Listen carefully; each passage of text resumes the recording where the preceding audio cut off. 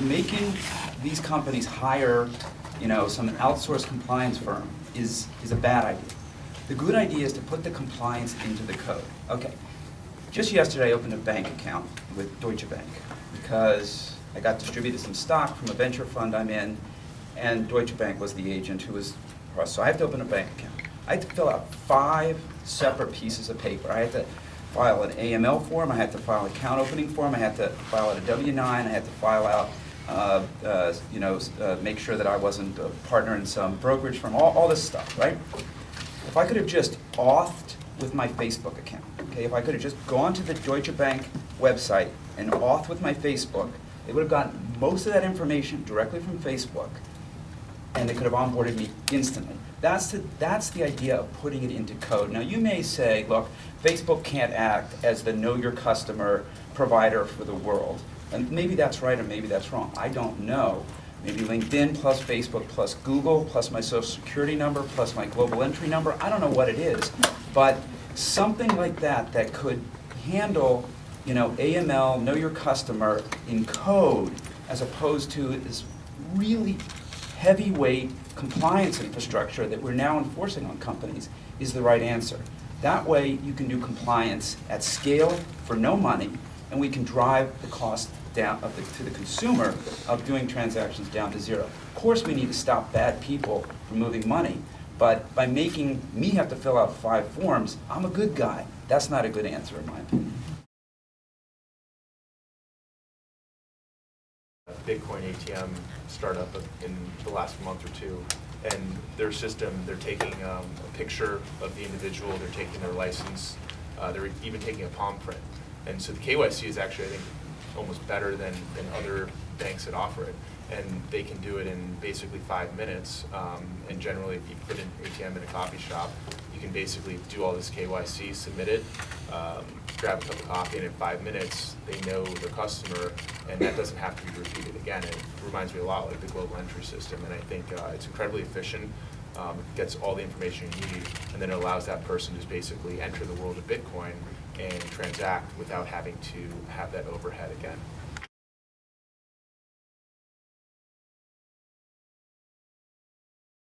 Bitcoin's a terrible place for criminals to conduct criminal activity. Cash is untraceable, it's truly anonymous. Bitcoin's not. But that being said, gateway companies should, and I think that qualifies as the edges of the world of bringing the fiat world into Bitcoin and Bitcoin into fiat. And I think those should be seen differently in terms of regulation as another company that lives completely inside the Bitcoin ecosystem. So maybe there's a gradation or a priority with regards to regulation, but I think a gateway company that is a choke point in and out of the system is definitely one that is important to look at from a regulatory standpoint. But I agree completely with what Jeremy said, and I think that the price of Bitcoin, the market has spoken. It couldn't be clearer that people demand Bitcoin and are interested for anything but illicit activity.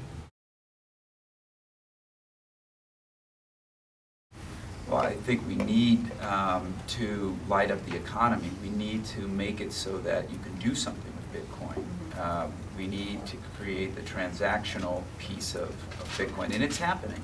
It's actually happening very rapidly. Lots of merchants are now coming on board and starting to accept Bitcoin, and I expect that's going to be the big story about Bitcoin this year, is the number of merchants who start to accept it and the amount of transactions that are actually made with Bitcoin. I could fill my schedule 3 times over with meetings and educational sessions and breakfasts and lunches and dinners with all the major banks. And specifically to answer your question, banks today are multifaceted. There's certain divisions that are incredibly excited about Bitcoin. Those tend to be the ones that are involved in FX trading, commodities trading, the ones that have wealth management channels who are trying to think of ways to enable Bitcoin investing. You have kind of the commercial banking side who see the opportunity to bank a lot of new, great, innovative companies that are going to need a lot of banking services. And then you have the parts of the banks that make money off of maybe the 3-day float that you were referring to, Superintendent. And I think ultimately where they will likely end up is having to incorporate Bitcoin into their business, or perhaps even rethinking the way that they do their business. And maybe it affects top-line revenue, but I really do think it's going to take out a tremendous amount of cost out of the system that they should benefit from if they implement these changes. What's really actually kind of interesting is that Bitcoin is the first new technology where the early adopters actually have a financial incentive and a financial reward for being early adopters of it. The early adopters of the internet didn't get rewarded necessarily unless they bought domains. That's probably the best example. But there's going to come a time when those, look, if you were one of the early employees at Facebook, you made a lot of money. Are you going to make a lot more money? I don't know. Most of the price appreciation in Facebook's probably already happened. There's going to come a time when most of the price appreciation in Bitcoin's already happened, and then we're going to get to a different kind of market dynamic. Question is, when will we get there? And as I said, some people think we're there already. Some people think we've got a lot more ways to go. I don't actually have an opinion.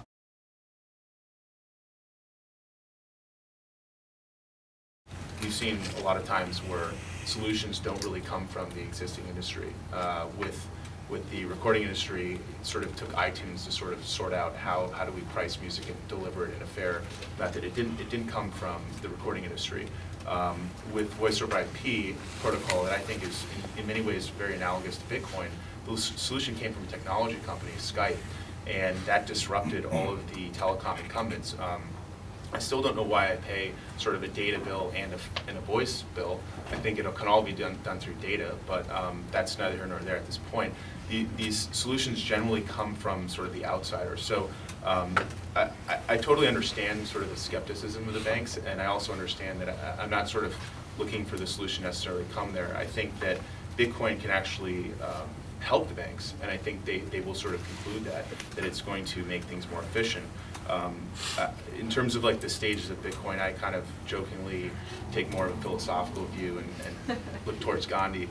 And he sort of said, first they ignore you, then they laugh at you, then they fight you, then you win. We were definitely in the ignore stage. People thought Bitcoin was, not really worth giving much thought to. Then there was sort of all this talk of a bubble, and it's not real, it's a fad, it's going away. I think all the technologists and the people who have sort of entered the space have proven that that's not the case. So I think that there's individuals whose interests will not be aligned with the success of Bitcoin and have big revenue streams. I think Mr. Diamond's comments in Davos in particular, they fundamentally, he's not aligned with the success of Bitcoin.